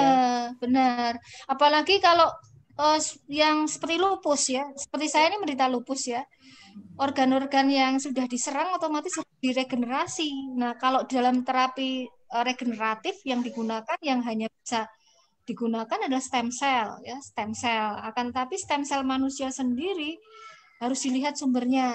Dia sumbernya dari embryonic stem cell, dari misalnya darah dari tali pusat misalnya, dia akan bersifat embryonic stem cell, maka ada efek samping ya, ada efek samping ke tumorigenesis yang dikatakannya justru memicu kanker ya. Akan tapi kalau dia hanya berupa sekretomnya, ya sekretomnya tentu tidak. Sekretom itu kan dia hanya peptida dan materi genetik ya sebetulnya ya, protein ya, sinyal-sinyal protein, kemudian hormonnya ya, dia tidak akan menimbulkan dampak efek samping seperti kalau kita disuntik dengan stem cell. Dan lagi pemberiannya, kalau pemberiannya itu per oral ya insya Allah tidak akan menimbulkan efek samping ya, kecuali kalau diinjeksi. Oral itu berarti makanan ya, Dok ya, karena kan dalam bentuk makanan ya. Karena gini Dok, banyak yang bilang begini, loh ini kan makanan, ini kan bukan suplemen. Nah itu kan banyak juga pertanyaan orang ya yang mereka takutkan, kok makanan, mereka nggak percaya kalau makanan itu bisa menyembuhkan. Obat. Nah ternyata kita belajar dari Bapak Hippocrates ya, ternyata bahwa makanan itu adalah maksudnya sumber utama malah yang bisa mengobati diri kita sendiri ya, Dok ya. Jadi dan apa yang kita gini, kaidah dalam kedokteran itu ya, kaidah yang umum itu yang namanya menterapi penyakit, kalau kita bisa menyembuhkan dengan terapi non farmakologis. Terapi non farmakologis itu terapi tanpa obat ya. Maka ya sudah tidak akan dikasih obat ya. Jadi ada tahapannya kan. Jadi pertama kalau dengan terapi non farmakologis dulu sudah baik ya tidak akan diberi obat ya. Tapi kalau ternyata dengan terapi non farmakologis kok dia tidak membaik ya nanti akan ditambahkan obat. Begitu kaidahnya. Jadi tidak selalu terus tanpa melihat derajat penyakit terus semua orang kalau terdeteksi COVID misalnya langsung semua dikasih lah antivirus, antibakteri, setiap orang dianggap sama karena tadi manusia itu unik, setiap manusia itu unik ya, maka tidak bisa satu terapi itu untuk semua orang, tidak bisa ya. Makanya betul. Makanan adalah pendekatan yang paling aman ya. Makanan itu adalah pendekatan yang paling aman dan sejak zaman dulu kalau makanan kita terjaga, ya lingkungan kita terjaga, pola hidup kita sehat, kalau kita sakit kan tidak mudah menjadi berat, ya, bahkan bisa sembuh. Ya, apalagi infeksi virus. Rata-rata infeksi virus itu bisa sembuh sendiri, makanya disebut self-limited disease, ya gitu ya. Nah, jadi, sebetulnya nggak ada yang perlu diberatkan ya, karena dalam kaidah kedokteran pun seperti itu, gitu ya. Dan sekali lagi peredaran makanan kalau sudah ada izin dari BPOM berarti aman ya. Nggak mungkin BPOM itu mengeluarkan izin edar kalau makanan itu Membahayakan. berbahaya. Ya. Terus Gitu. gini dok, ini pertanyaan yang ibu-ibu suka ini dok. Tadi mengenai Ya. tadi dokter ada sedikit menyinggung mengenai busui, bahkan kita sebelum hamil kita harus memenuhi nutrisi tubuh kita ya dok ya. Nah Ya. tadi kan karena produk Utsukushi dan Suba ini adalah makanan yang juga kita bisa bilang adalah nutrisi tubuh. Jadi untuk orang yang mau hamil atau yang lagi hamil bahkan busui ini juga boleh ya dok ya? Boleh saja ya. Sekali lagi tapi dengan mempertimbangkan apa namanya ya, dok, ya. Ada tidaknya mungkin alergi gitu ya. Iya. Kemudian diet dan pola hidup itu juga penting ya. Sesuatu kadang Pengaruh, kita ya. kalau menganggap ini aduh udah konsumsi ini terus kita makannya jadi sembarangan, pola hidup kita sembarangan ya. Rata-rata orang sakit kanker misalnya ya. Orang sakit kanker atau orang nggak bisa hamil itu ya, atau dia hamil bermasalah gitu ya, itu kalau kita mau koreksi nih ya, kita evaluasi ternyata pola hidupnya yang jelek ya, makanannya sukanya misalnya mie ayam, bakso ya, terus kurang serat lah ya, gorengan dan apa namanya faktor tidur juga pengaruh ya dok ya? Ya pengaruh, maka tidur itu harus jam 9 malam sudah tidur, makan juga kalau bisa jangan yang berat-berat, kalau malam ya jam 7 malam itu sudah makan ya supaya usus bersih sehingga melatonin atau hormon yang bertugas untuk memperbaiki tubuh kita tadi bisa diproduksi dengan baik dan melancarkan tugasnya dengan baik ya. Jadi melatonin itu harus diproduksi secara maksimal pada jam 10 malam ya. Melatonin itu cirinya kalau diproduksi dia akan menimbulkan rasa kantuk. Ya, kita pasti ngantuk sekali kalau jam 10. Nah, itu sebetulnya sistem tubuh kita baik. Nah, kita harus ikuti alarm ngantuk tadi ya. Kalau ngantuk ya tidur, jangan malah minum kopi terus nanti nonton apa. Saya punya satu pasien yang saya dampingi. Jadi kebetulan saya ini mendampingi orang yang sakit kanker yang stadium lanjut ya. Pengabdian ilmu saya begitu ya. Saya mendampingi untuk bagaimana mengubah perilaku mereka supaya mereka menjadi. Saya punya satu pasien umur 79 tahun, dia itu kalau malam sukanya nonton bola. Jadi jam 2 malam dia pasti bangun. Jam 2 malam bangun bukan untuk sholat atau bukan untuk ibadah ya, tapi untuk nonton bola. Jadi dan sekarang gara-gara kebiasaan yang seperti itu ya kena kanker usus ya. Jadi kalau kita teliti ternyata orang-orang yang sakit kanker itu rata-rata suka begadang, kurang cahaya matahari ya, kurang sinar matahari sehingga vitamin D-nya rendah. Vitamin D-nya rendah, hormon melatoninnya rendah, ya, dia suka begadang. Nah, selain tidur malam, tidur siang juga perlu ya, karena kalau siang hari kita terpapar sinar matahari itu secara genetik DNA kita banyak yang rusak ya. Sinar matahari itu adalah gelombang elektromagnetik yang bisa merusak tubuh kita ya, karena secara paparannya yang menembus, kalau terutama kalau terik-teriknya itu ya dia akan menembus kulit kita dan merusak DNA kita. Nah, pada saat teriknya sinar matahari itu sebenarnya kita ada waktu untuk tidur sebentar ya, sekitar 30 menit gitu ya. Dan ini penelitiannya sudah banyak dibuktikan bahwa dengan tidur sejenak pada siang hari bisa ambil sebelum jam 12 atau sudah jam 12 ya. Tapi tidak boleh lebih dari 30 menit ya. Kemudian jangan tidur di waktu yang salah ya. Misalnya waktu yang salah itu adalah waktu antara jam 3 sampai jam 18.00 ya, karena ada banyak penelitian kalau kita tidur terlalu lama pada jam itu akan muncul yang namanya sindrom stres. Jadi kita kayak orang stres, linglung. disorientasi. Makanya kalau jamnya nggak tepat, biasa orang itu moodnya nggak bagus ya dok ya. Memang ya, banyak stres, sih, depresi, kurang semangat. Dan di Jepang sendiri mulai dibiasakan siang itu benar kata dokter, napping sebentar 30 menit itu ya dok ya. Makanya Benar, mereka di bahkan kantor itu sampai disiapin di pekerja-pekerja bantal.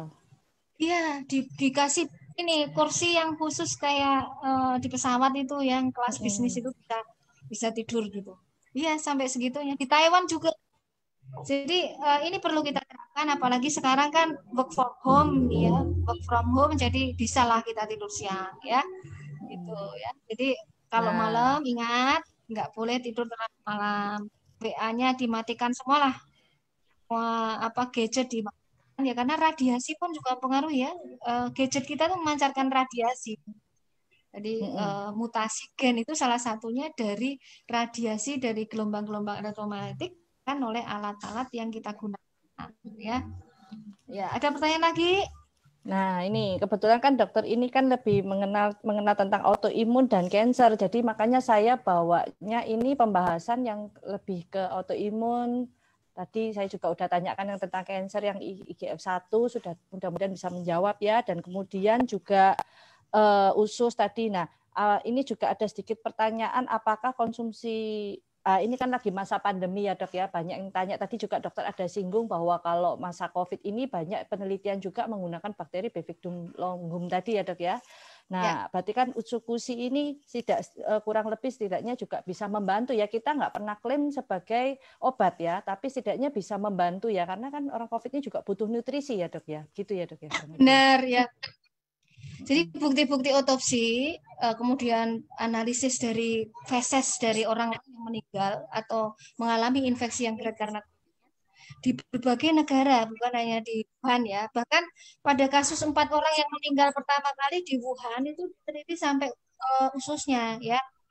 Itu ternyata ada bukti bahwa ada kekurangan Lactobacillus, kemudian Bifidobacterium ya, kemudian Enterobacter. Nah, kenapa di Austria mereka menggunakan Bifidobacterium, Lactobacillus, jadi multispesies bakteri ya, karena mereka tahu bahwa ternyata kekurangan bakterinya adalah itu.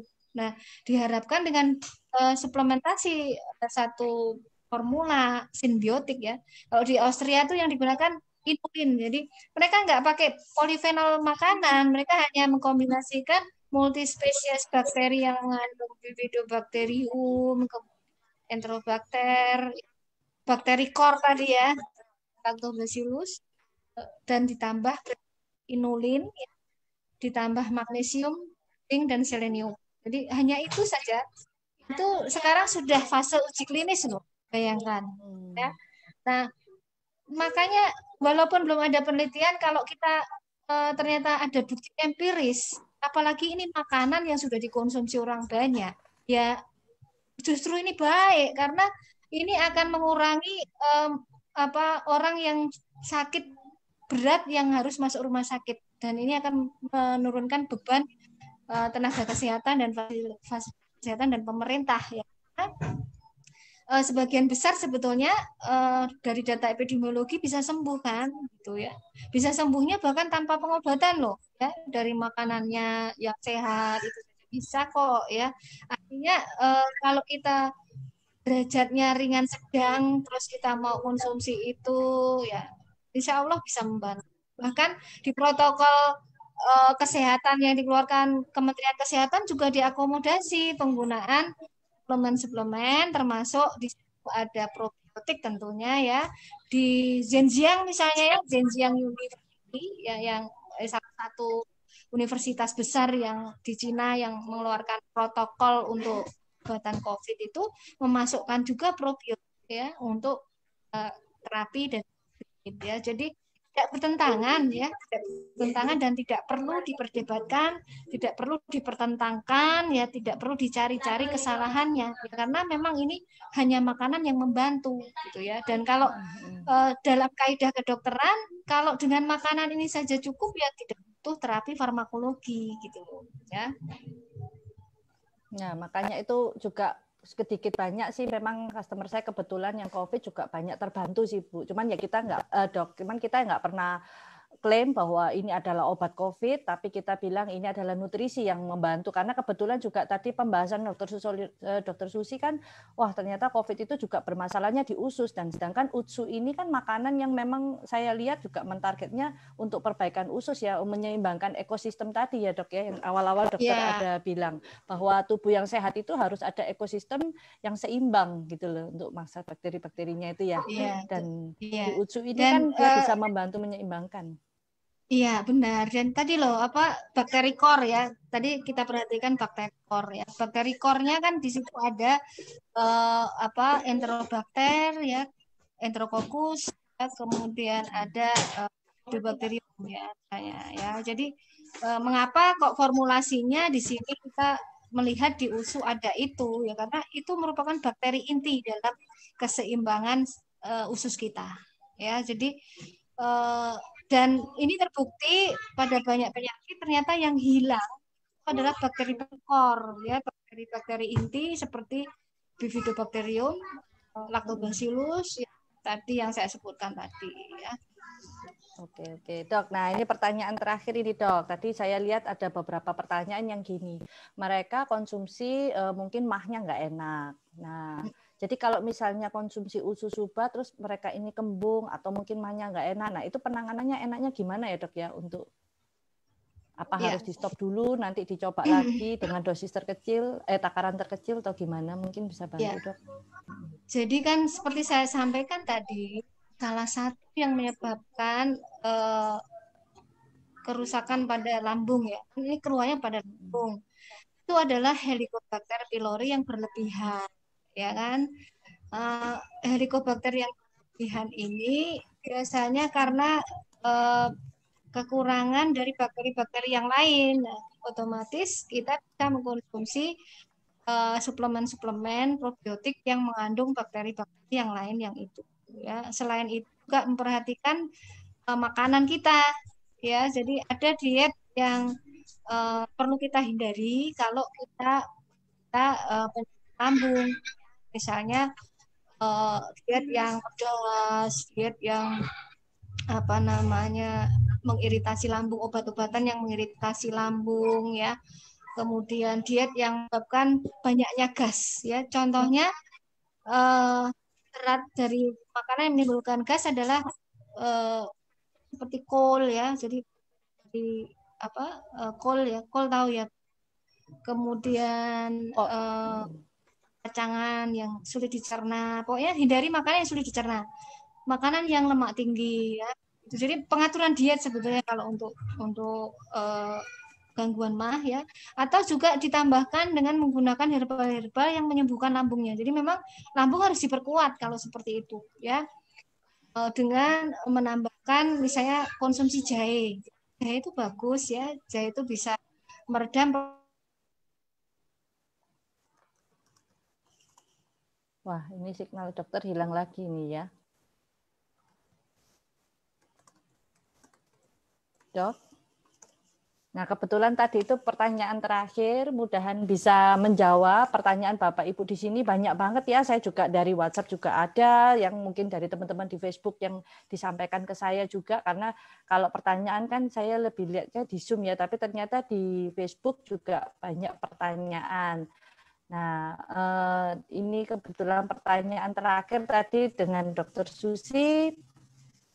Semoga bisa menjawab. Nah, perlu saya tarik kesimpulan, saya bukan dokter, tapi saya mencoba membantu juga memahami juga apa tadi penjelasan Dr. Susi, bahwa saya sendiri juga sebagai konsumen, saya juga pemakai, semua konsumsi, dan sampai saat ini puji Tuhan dan banyak perkembangan baik ya bagi tubuh kita. Tapi juga pesan dari Dr. Susi dan juga rekan-rekan dokter yang ada di Konnichiwa Tim, bahwa kita itu tidak bisa, pola makan kita juga perlu kita jaga. Nah dari situ saya banyak belajar, ternyata mau sebaik apapun nutrisi kita, mau sebaik apapun obat atau suplemen kita yang kita konsumsi, itu tidak akan berpengaruh besar pada saat pola hidup kita nggak bagus. Sama kayak tadi yang Dr. Susi bicara sebelumnya di awal ya, bahwa pola tidur juga mempengaruhi. Makanya saya juga dulu sering begadang ya, tapi sekarang saya sejak konsumsi Suba, wah enak tidur. Nah ini bukan iklan, bukan apa ya, tapi ini pengalaman pribadi saya. Jadi dari situ saya juga mulai belajar merubah pola tidur saya, pola makan juga saya mulai jaga. Saya kebetulan keluarga semua diabetes, papa saya juga meninggal karena diabetes. Dari situ saya menjaga dari awal, wah saya ada turunan diabetes nih, jadi saya harus menjaga gula. Jadi saya makanan yang mengandung gula tinggi saya mulai batasin gitu. Jadi bukan berarti mentang-mentang sekarang ada Suba, ada Utsu, saya konsumsi gulanya makin gila-gilaan. Memang sesekali ya, kadang kita kepengen ya, saya paling suka cake kan. Jadi sempat itu saya dulu sangat takut banget makan cake, padahal saya suka banget. Nah, terakhir saya konsumsi Suba Utsu kok mendadak saya kok pernah merasa gini, oh saya kok apa ya, kok dingin atau apa. Ternyata saya mungkin gula saya turun. Wah, dari situ saya bukan berarti konsumsi Suba atau Utsu itu menurunkan kadar gula ya, enggak ya. Cuman kebetulan saya memang waktu itu betul-betul diet gula. Jadi mungkin badan saya cenderung dingin ya, karena kalau mungkin kurang gula gitu. Dari tes saya juga konsumsi Utsu Suba Rasi juga. Nah, dari situ saya merasa wah, saya berarti lebih terkontrol ya. Nah, pelan-pelan saya berani makan sedikit-sedikit meskipun enggak banyak. Dari situ lebih tidaknya ada jaga. Jadi selain kita jaga makan, pola hidup juga, dan dengan nutrisi yang tepat, itu tubuh kita ya insya Allah kalau kita bilang ya itu bisa mencegah kita dari sakit penyakit. Saya rasa itu aja. Mungkin Dr. Susilo ini nggak bisa kembali karena signalnya juga kurang bagus. Saya tutup hari Minggu ini. Selamat hari Minggu buat saudara Bapak Ibu sekalian. Terima kasih telah mendengarkan Semcast dari Dr. Susilo ini. Sampai berjumpa lagi, sampai ketemu minggu depan dengan dokter yang berbeda. Oke, thank you Angga, saya kembalikan. Ya, thank you semuanya. Selamat sore, gitu aja. Udah ditutup. Makasih. Oke, makasih.